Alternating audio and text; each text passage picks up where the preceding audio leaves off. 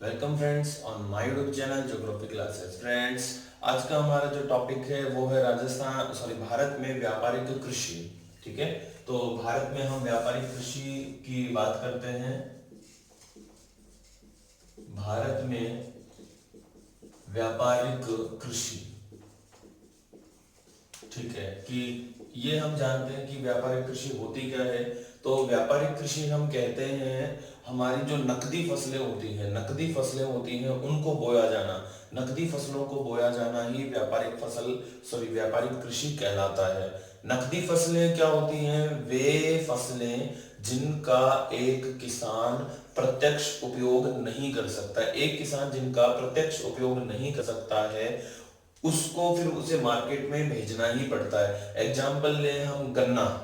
गन्ने का कोई प्रत्यक्ष उपयोग नहीं है किसान के पास। अकेला किसान कितना जूस पिएगा? ठीक है, उसे मार्केट में सेंड करना ही पड़ेगा, है ना।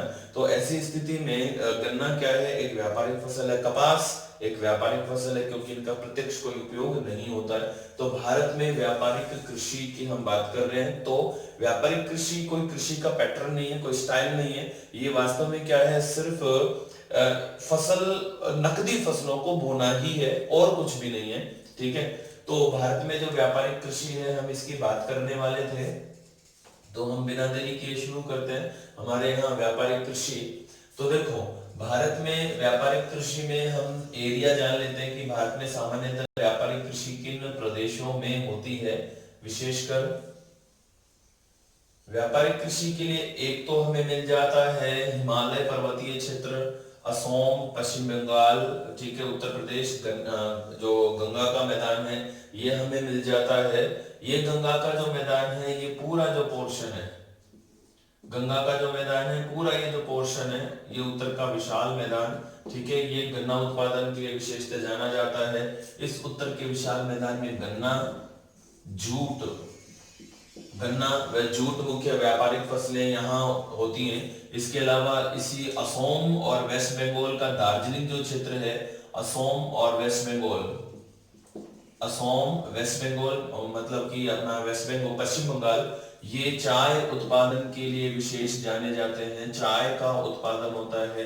ऐसे ही दक्षिण भारत में अगर हम व्यापारिक कृषि के प्रदेशों को हम देखते हैं तो दक्षिण भारत में तमिलनाडु वगैरह, महाराष्ट्र हैं, ये सब गन्ना उत्पादन करते हैं अच्छे से। तो गन्ना उत्पादन के प्रदेश है। इसके अलावा फिर और अगर हम मानते हैं तो ये जो अपना पश्चिमी घाट जो पर्वतमाला है ये विशेषतः जाना जाता है नारियल उत्पादन के लिए। नारियल है, रबड़ है, कहवा है, इन प्रोडक्शन के लिए जाना जाता है। ठीक है, ये ध्यान रखना है आपको। अब ये जो हमारी फसलें हैं इनको हम लेके चलते हैं, यानी पर्टिकुलर फसल है उस पर हम बात करेंगे। ठीक है, तो सबसे पहले हम बात करते हैं व्यापारिक फसलों में कपास। कपास जो हमारी व्यापारिक फसल है इससे शुरू करते हैं। कपास का जो वैज्ञानिक नाम है वो गॉसिपियम स्पीशीज है। वो आपको याद रखने की आवश्यकता नहीं है। रीड लेवल फर्स्ट वाले अगर कोई से देख रहे हैं तो वो याद रखना, गॉसिपियम स्पीशीज, गोसिपियम स्पीशीज, ये इसका कपास का बॉटनिकल नेम है। ठीक है, ये अचानक से ऐसे दिमाग में आ गया क्योंकि रीड लेवल फर्स्ट वालों को हम बताते हैं। तो कपास की हम बात कर रहे थे। तो कपास वास्तव में क्या हो गया, एक भारत की महत्वपूर्ण व्यापारिक फसल है। कपास के उत्पादन में भैया हमेशा से चीन अग्रणी रहा है, बट कपास के उत्पादन में वर्तमान में हम अग्रणी रहे हैं। ठीक है, और कपास के बोए गया जो क्षेत्र है ना, कपास का बोया गया क्षेत्र है, उस कपास के बोए गए क्षेत्र में भी हमारा भारत ही अग्रणी है वर्तमान में। ठीक है, कपास की अगर हम बात करते हैं तो कपास एक ऐसी फसल है जिसको वर्षा काल में बोया जाता है। जून जुलाई के आसपास बोया जाता है वर्षा काल में। और वर्षा काल के पश्चात ये लगभग कंटिन्यू चलने वाली फसल है। जब ये फसल पकने वाली होती है, तो उस समय शीतकाल का आगमन आ जाता है। और एक क्वेश्चन बन जाता है कि शीत ऋतु में कपास को बचाने के लिए क्या करते हैं। कपास को बचाना क्यों पड़ता है तो वो मैं आपको बताऊं कि शीत ऋतु में कपास को बचाना पड़ता है एक तो कठोर पाले से। कठोर पाला यानी पाला पड़ रहा है, तो उससे कपास क्या होता है, खराब हो जाता है। और कपास खराब क्या होता है कि कपास के जो डोडे होते हैं, ठीक है, ये कपास का डोडा होता है, इस कपास के डोडे में रुई का निर्माण नहीं बन पाता है, कपास के डोडे में रुई का निर्माण नहीं बन पाता है, ठीक है, तो इसको फिर खत्म हो जाता है ये कपास। दूसरी बात, शीतकाल में ही जब ये डोडा इसमें खिलता है कपास में, तो इसमें बाल विविल नाम का एक कीड़ा लग जाता है कपास में, बाल विविल नाम का एक कीड़ा लग जाता है, और बाल विविल कीड़ा इस डोडे में दूध होता है, व्हाइट सा कलर का पदार्थ, उस दूध को पी जाता है, और फिर वापस से इसके अंदर रुई का या रेशों का निर्माण नहीं हो पाता है। तो इस तरह से ये पूरी तरह से खत्म कर देता है कपास को। अब कपास को देखो ऐसा है कि हम पाले से स्पेशल बचा नहीं सकते, क्योंकि ईश्वर का है, ईश्वर चाहे तो पाला हो, ये होगा, नहीं तो नहीं होगा। लेकिन एक कंडीशन आती, एक क्वेश्चन आता है, क्वेश्चन ये आता है कि कपास की फसलों को पकते समय कितने दिन आकाश स्वच्छ या स्वच्छ भी नहीं तो पाला रहित आवश्यक है, ठीक है, तो कितने दिन पाला रहित आवश्यक है, ध्यान रखना 90 दिन, 90 दिन, ठीक है, कपास की फसलों को पकते समय 90 दिन आकाश पाला रहित आवश्यक है, ठीक है, ये बात होती है कपास की। कपास मूलतः भारत का ही पौधा है, कपास मूलतः भारत का पौधा है, और भारत में आप जानते हैं सिंधु घाटी सभ्यता के काल में इन सभ्यताओं में कपास का कपड़ा मिला था, हमारे राजस्थान में भी बैराट क्षेत्र से वस्त्र मिले हैं, ठीक है, तो ये ध्यान रखेंगे। अब कपास का उत्पादन की बात करें तो विश्व के संदर्भ में तो हमने जान लिया, भारत के संदर्भ में कपास का सबसे ज्यादा उत्पादन गुजरात करता है, ठीक है, गुजरात सबसे ज्यादा कपास उत्पन्न कर रहा है हमारे भारत में। इसके अलावा फिर और बात करें कपास के लिए, तो कपास ऐसा है कि हमारे यहाँ पे देशी किस्म तो होती ही है, साथ में अमेरिकन जो किस्म है कपास की वो भी बोई जाने लगी है, ठीक है, ये ध्यान रखें। कपास से संबंधित एक अनुसंधान केंद्र है, वो मैं आपको बता देता हूं, राष्ट्रीय कपास अनुसंधान केंद्र, राष्ट्रीय कपास अनुसंधान केंद्र, ये मुंबई में है ना, ये ध्यान रखना आप, राष्ट्रीय कपास अनुसंधान केंद्र मुंबई, ओके, ये बात हो गई है हमारे कपास के संदर्भ में। आगे हम बात करते हैं कपास के बाद चाय, चाय पर हम बात करते हैं, चाय, ठीक है, चाय की अगर हम बात करें तो ऐसा है कि हमारा भारत विश्व का सबसे बड़ा चाय का उपभोक्ता देश है, उपभोक्ता यानी विश्व की सबसे ज्यादा चाय कौन पीता है, हम ही पीते हैं, हम ही, ठीक है, लेकिन अगर कोई ऐसे पूछे कि विश्व में सबसे ज्यादा चाय का उत्पादन कौन करता है, तो विश्व में सबसे ज्यादा चाय का उत्पादन करता है चीन, है ना, विश्व में सबसे ज्यादा चाय का उत्पादन कौन करता है, चीन करता है, ठीक है, ये आपको ध्यान रखना है, ओके, ये विशेष बात हो गई चाय के लिए। अब चीन चाय का सबसे बड़ा उत्पादक ही नहीं सबसे बड़ा निर्यातक देश भी है। अब भारत के संदर्भ में चाय की बात करते हैं, चाय का पौधा भारत में कौन लेकर आया, तो ब्रिटिश शासन काल में, ब्रिटिश शासन काल में चीन से, चाय का जनक कौन है, चीन, तो ब्रिटिश शासन काल में चीन से भारत में चाय का पौधा लाया गया, और Lord William Bentinck, Lord William Bentinck, Bentinck के प्रयासों से इसकी भारत में खेती प्रारंभ की गई, भारत में जो खेती प्रारंभ हुई लॉर्ड विलियम बेंटिंग ने की, और जो अगर हम बात करें कि कहां पर, तो लॉर्ड विलियम बेंटिंग के शासनकाल में दार्जिलिंग क्षेत्र में, है ना, दार्जिलिंग क्षेत्र में यहाँ चाय का उत्पादन शुरू हुआ, और इसके अलावा इस दार्जिलिंग क्षेत्र में ही विश्व की सर्वोत्तम किस्म की जो चाय है, चाय में से जो एक है मकबई, मकई बई या मकबई, ये ब्रांड है, मकबई, ठीक है, या मकईबई, ये एक ब्रांड है दार्जिलिंग क्षेत्र में, जो कि ऑर्गेनिक टी का प्रोडक्शन करता है, ऑर्गेनिक टी उत्पादन करता है। और ये जो चाय है, ऑर्गेनिक चाय है, ये 1.5 लाख रुपए पर केजी तक मिलती है ना, ये ध्यान रखना है। ओके, इसके बाद हम बात करते हैं कि हमारे भारत में चाय सबसे ज्यादा कौन उत्पन्न करता है, तो असम सबसे ज्यादा उत्पन्न करता है, सेकंड वेस्ट बंगाल सबसे ज्यादा उत्पन्न करता है, और थर्ड तमिलनाडु का भी नाम आता है कि तमिलनाडु भी तीसरा सबसे ज्यादा चाय का उत्पादन करने वाला प्रदेश है। दक्षिण भारत में चाय के उत्पादन जो क्षेत्र हैं उनमें नाम आता है नीलगिरी का उत्पादन, नीलगिरी। नीलगिरी के बाद नाम आता है हमारे अनामलाई, ठीक है। नीलगिरी और अनामलाई जो है ये चाय का सबसे ज्यादा दक्षिण भारत में उत्पादन करते हैं। दक्षिण भारत की सर्वोत्तम किस्म की चाय नीलगिरी पैदा करता है। और फिर विश्व की जो सबसे प्रसिद्ध चाय हैं उनमें से एक मकईबई, ये हमारे दार्जिलिंग में उत्पन्न होती है। ये पूरी तरह से ऑर्गेनिक टी होती है ना, ये ध्यान रखेंगे आप। ये तो बात हो गई विशेषतः चाय के लिए। चाय के लिए एक संस्थान है हमारे पास असोम में, चाय के लिए एक संस्थान है असोम में। असोम में क्षेत्र है टोकलाई, टोकलाई या टोकलाई, टोकलाई क्षेत्र, ये जोरहट जो क्षेत्र है असम में, जोरहट, इस टोकलाई पर्टिकुलर जगह जिला जोरहट क्षेत्र, ठीक है। तो असम के जोरहट में टोकलाई जो क्षेत्र है यहाँ पर है चाय अनुसंधान केंद्र, ठीक है, ये ध्यान रखना। तो ये हो गया चाय अनुसंधान केंद्र। ओके ओके, ये हो गया हमारा चाय। हमने बात की कपास पे, हमने बात की चाय पे। ओके, इसके बाद हम बात करते हैं व्यापारिक फसलों में गन्ना, गन्ना की हम बात करते हैं। गन्ना एक ऐसी फसल है, देखो चाय बागाती में आती है ना, चाय बागाती है, मैं पिछले वाले वीडियो में बता चुका हूँ।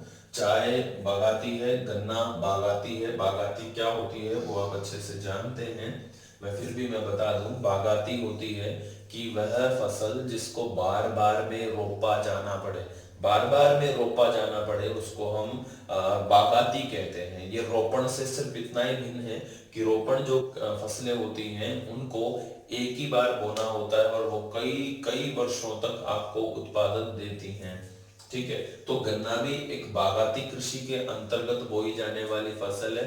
इसमें इसे भी बार बार में बोया जाता है। गन्ने के लिए एक खास बात है कि मूलतः हमारे यहाँ हमेशा से होता रहा है भारत में। एक और खास बात इसके साथ जुड़ी हुई है, वो ये है कि गन्ना गन्ना एक बार बोए जाने के बाद आपको 3 उत्पाद देता है, मतलब एक फसल से 3 बार उत्पाद आपको प्राप्त होता है गन्ना, ठीक है। अब गन्ना हमारे विश्व में सबसे ज्यादा ब्राजील पैदा करता है। ब्राजील के बाद हमारे भारत का स्थान है सेकंड, ब्राजील के बाद हमारे भारत का स्थान है सेकंड, ठीक है, ये ध्यान रखना है। ओके, अब अगर हम बात करें हमारे हमारे भारत में कौन सबसे ज्यादा गन्ना पैदा करता है, तो उत्तर प्रदेश, ठीक है। उत्तर प्रदेश गन्ने का सबसे ज्यादा प्रोडक्शन करता है। इसके अलावा महाराष्ट्र है, तमिलनाडु है, ये भी गन्ने की अच्छी पैदावार करते हैं। अगर हम बात करते हैं तमिलनाडु में, तो तमिलनाडु का एक स्थान है कोयम्बटूर। कोयम्बटूर एक स्थान है तमिलनाडु में। इस कोयम्बटूर में स्थापित है राष्ट्रीय गन्ना अनुसंधान केंद्र या केंद्रीय गन्ना अनुसंधान केंद्र है कोयम्बटूर तमिलनाडु में। गन्ना अनुसंधान केंद्र तमिलनाडु, ठीक है, ये ध्यान रखना है। ओके, आगे अब गन्ना की हम बात करते हैं। तो सामान्य है कि गन्ना से संबंधित अनुसंधान केंद्र हमने जान लिया। गन्ने के लिए एक खास बात बताता हूं कि गन्ना रेशेदार फसल है ना, चाय रेशेदार नहीं है। अभी तक जो हमने पढ़ी उनमें से कपास रेशेदार है और अभी जो पढ़ा उनमें से गन्ना रेशेदार है। तो गन्ना रेशेदार फसल है, कपास रेशेदार फसल है, ठीक है। आगे हम बात करते हैं, कपास हो गया, गन्ना हो गया, चाय। चाय के बाद हम बात करते हैं कहवा। कहवा जो हमारी फिर से एक महत्वपूर्ण व्यापारिक फसल है। कहवा हमारे भारत में हमेशा से नहीं होता था, जिसको हम कॉफी भी कहते हैं, एक ही बात है। कहवा कॉफी, कॉफी कहवा एक बात है। हमारे यहाँ हमेशा से नहीं होता था। हमने भौतिक प्रदेशों में पढ़ा था कि एक अरब फकीर थे, अरब फकीर का नाम था बाबा बुदन, बाबा बुदन, ये अरब फकीर थे। अब जो बाबा बुदन है अरब फकीर, वो हमारे यहाँ आते हैं, ठीक है, हमारे यहाँ आते हैं। तो वो जो फकीर थे अपने साथ कहवा के बीज लेकर आए थे। उन्होंने यहाँ हमारे भारत में कर्नाटक में कहवा के बीजों को बोया। कर्नाटक में जिन पहाड़ियों में कहवा के बीज बोए, जिन पहाड़ियों में कहवा के बीज बोए, उन पहाड़ियों को आज बाबा बुदन के नाम से ही जाना जाता है, ठीक है। बाबा बुदन एक मुस्लिम फकीर थे, ठीक है। कॉफी का शौक होगा इनको, भारत भी लेकर आ गए। तो आज भी कर्नाटक की इन पहाड़ियों को जहां ये बोया, उन पहाड़ियों को हम बाबा बुदन की पहाड़ियां ही कहते हैं, ठीक है, ये ध्यान रखना। अब कहवा उत्पादन की बात करते हैं। तो कहवा एक व्यापारिक कृषि तो है ही, एक पेय पदार्थ है, आप जानते ही हैं। विश्व में कहवा का सबसे ज्यादा उत्पादन ब्राजील करता है, और ब्राजील को हम विश्व का कहवा पात्र कहते हैं। ब्राजील विश्व का कहवा पात्र कहलाता है, ठीक है, ये ध्यान में रखना है। ब्राजील का बंदरगाह है, बंदरगाह का नाम है सेंटोस। उस सेंटोस को हम कहवा बंदरगाह भी कहते हैं। ब्राजील के सेंटोस बंदरगाह को कहवा बंदरगाह भी कहते हैं। और ब्राजील में ही एक है साओ पोलो, साओ पोलो, ठीक है। तो साओ पोलो जो है ये कहवा मंडी है, विश्व की सबसे बड़ी कहवा मंडी है, ठीक है। आगे आ जाते हैं कहवा के लिए। तो कहवा जो है ब्राजील सबसे आगे हो गया, भारत का कोई विशेष स्थान नहीं है, ठीक है, मतलब टॉप 10 में हम नहीं आते हैं। कहवा की दो किस्में हमारे भारत में बोई जा रही हैं। कहवा की दो किस्में भारत में बोई जा रही हैं, मैं यहाँ लिखता हूँ, फिर बोर्ड को हम क्लियर कर लेंगे। पहली किस्म जो है वो है रोबस्टा अरेबिका, अरेबिका। ये रोबस्टा अरेबिका वो किस्म है जो हमारे यहाँ बाबा बुदन लेकर आए थे। और इसके अतिरिक्त एक बोई जाती है रोबस्टा, सेम नाम रहेगा, रोबस्टा लाइबेरिका, रोबस्टा लाइबेरिका। तो इस तरह से हमारे पास दो किस्में हैं कहवा की, रोबस्टा अरेबिका और रोबस्टा लाइबेरिका। रोबस्टा अरेबिका एक देशी किस्म है, हमारे भारत में अभी देशी हो गई। ये लाइबेरिका उत्पादन अधिक देती है, रोबस्टा लाइबेरिका अधिक उत्पादन देती है, ठीक है, ये ध्यान रखना। तो अभी लाइबेरिका सबसे ज्यादा भारत में बोई जाती है, रोबस्टा अरेबिका उत्पादन कम देती है, ठीक है। ये बात हो जाती है कहवा की। कहवा के बाद हमारी जो अन्य व्यापारिक फसलें हैं उनमें हम बात करते हैं तंबाकू। तंबाकू बताएं जरा, तंबाकू हमारे यहाँ कौन लेकर आया? तंबाकू हमारे यहाँ कौन लेकर आया? तो तंबाकू लेकर आने वाले थे हमारे यहाँ पुर्तगाली, ठीक है, पुर्तगाली। तंबाकू हमारे यहाँ पुर्तगाली लेकर आए थे, और पुर्तगालियों के द्वारा ये भी दक्षिण भारत में ही इस तंबाकू को बोया गया था। एक बात बताऊं कि विश्व तंबाकू के उत्पादन में चीन अग्रणी है और भारत का दूसरा स्थान है। तंबाकू से संबंधित अनुसंधान केंद्र, तंबाकू से संबंधित अनुसंधान केंद्र है राजमुंद्री, ठीक है, ध्यान से सुनना, राजमुंद्री, उंदरी मत सुन लेना। तो राजमुंद्री या उंदरी, आप तो समझ रहे हैं क्या बोलना चाह रहा हूं मैं। तो राजमुंद्री आंध्र प्रदेश में पड़ता है। तो यहाँ पर है तंबाकू अनुसंधान केंद्र, राष्ट्रीय तंबाकू अनुसंधान केंद्र यहाँ पर स्थापित है, ये ध्यान रखना है आपको। ओके, अब हमारे यहाँ भारत में तंबाकू का सबसे ज्यादा उत्पादन कौन कर रहा है? तो आंध्र प्रदेश ही कर रहा है। आंध्र प्रदेश और तेलंगाना ये पर्टिकुलर राज्य हैं जो विशेषकर तंबाकू का उत्पादन करते हैं। तंबाकू की दो किस्में हमारे यहाँ भारत में बोई जा रही हैं, ठीक है, और उनमें है एक किस्म निकोटीना टुबेकम,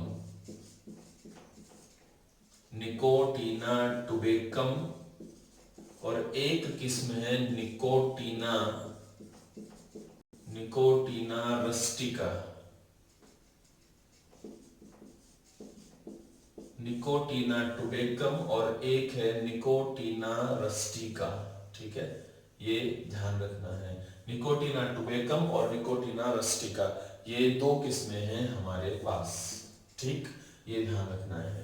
ओके, तंबाकू के बाद हम बात करते हैं हमारी जो व्यापारिक किस्में हैं, जो फसलें हैं, नारियल, नारियल यानी कोकोनट। नारियल की अगर हम बात करते हैं तो सिंपल है कि विश्व नारियल उत्पादन में अभी इंडोनेशिया अग्रणी है, उसके बाद हमारा नंबर आता है, यानी भारत का नंबर आता है, ठीक है। हमारे यहाँ नारियल तमिलनाडु, केरल ये अग्रणी है। फिर अगर हम बात करते हैं कि हमारे यहाँ नारियल से संबंधित अनुसंधान केंद्र कहाँ है, तो नारियल से संबंधित जो अनुसंधान केंद्र है, केंद्रीय नारियल अनुसंधान केंद्र, वो एक स्थान पड़ता है केरल में, कासरगोड, कासरगोड केरल, कासरगोड केरल में, केरल, ठीक है। देखो एक सामान्य जानकारी है केरल के संदर्भ में, केरल एक बहुत अच्छा एग्जाम्पल बना हुआ है इन दिनों। उसकी खास बात है कि शुरुआती चरणों में, कोरोना के शुरुआती चरणों में जहां सबसे ज्यादा पेशेंट थे, प्रथम पेशेंट था वो चाइना से केरल में ही पहुंचा था, ठीक है। केरल उन राज्यों में से था जहां कोरोना प्रथम बार प्रारंभ हुआ। केरल में कोरोना की संख्या, कोरोना पेशेंट की संख्या हजारों हो सकती थी, लेकिन केरल ने एक ऐसा सुनियोजित प्लान बनाया, ठीक है। प्लान जो भी था, ठीक है, और उस पे बहुत सारी डिटेल है तो मैं उस वीडियो में आपसे चर्चा नहीं करना चाह रहा, ठीक है। लेकिन केरल एक बहुत अच्छा एग्जाम्पल बना हुआ है, उसने कोरोना को 200 के जो 200 नंबर है उसके भीतर भीतर समेट लिया है। ये बहुत शानदार बात है, पूरे भारत के लिए एक एग्जाम्पल है। उस टेक्निक को हमें अपनाना चाहिए। उसकी कुछ वजह हैं, लोग वहां पे पढ़े लिखे हैं, 94% लगभग वहां पे साक्षरता है जो भी, ठीक है। तो इस वजह से क्या है कि केरल अपनी साक्षरता के कारण, पढ़े लिखे व्यक्ति, समझदार व्यक्तियों की वजह से भी कोरोना वहां पे नियंत्रित रहा। बाकी प्रशासन और जो गवर्नमेंट है वहां की, वहां उन्होंने भी मस्त काम किया। ओके, चलो जो भी था, तो कासरगोड केरल को हमने जाना, यहाँ पर है केंद्रीय नारियल अनुसंधान केंद्र। फ्रेंड्स, हम बात करते हैं हमारे एक और व्यापारिक फसल है, मुख्य है जूट। जूट, जूट की हम बात करते हैं तो जूट भी एक रेशेदार फसल है, जूट भी एक रेशेदार फसल है। और जूट का उत्पादन, जूट हमेशा से हमारे भारत का ही मूल पौधा रहा है। जूट का सबसे ज्यादा उत्पादन वर्तमान में भारत करता है और उसके बाद बांग्लादेश है। और जूट से संबंधित हमारे भारत में जो केंद्रीय जूट निगम है, केंद्रीय जूट निगम, ये केंद्रीय जूट निगम हमें मिलता है सिलीगुड़ी,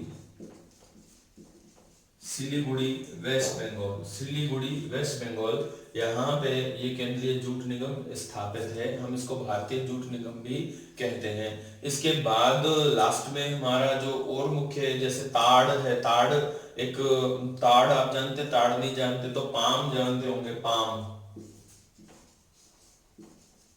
पाम, ये पाम एक पेड़ होता है, इस पेड़ से ऑयल निकलता है, ऑयल। और पाम ऑयल को गरीब लोग घी के रूप में भी यूज करते हैं। जब हम बात करते हैं पाम ऑयल प्रोडक्शन की, तो पाम ऑयल प्रोडक्शन में जो लार्जेस्ट है वो है इंडोनेशिया। और अगर हम भारत की बात करते हैं तो भारत का जो पश्चिमी प्रायद्वीपीय भाग है वहां, और जो प्रायद्वीपीय पठार में आंध्र प्रदेश, तमिलनाडु, केरला, ये पाम का अच्छे से उत्पादन करते हैं। और पाम ऑयल प्रोडक्शन में हमारे भारत में सबसे ज्यादा जो उत्पादन करता है पाम ऑयल वो है आंध्र प्रदेश। ठीक है, ये ध्यान रखना है आपको। ओके, ठीक है। वर्ल्ड में मैंने आपको बता दिया, इंडोनेशिया है, मलेशिया है, ये पाम ऑयल प्रोडक्शन में अग्रणी है। ठीक है, तो फ्रेंड्स ये हमारे भारत की मुख्य व्यापारिक फसलें थी।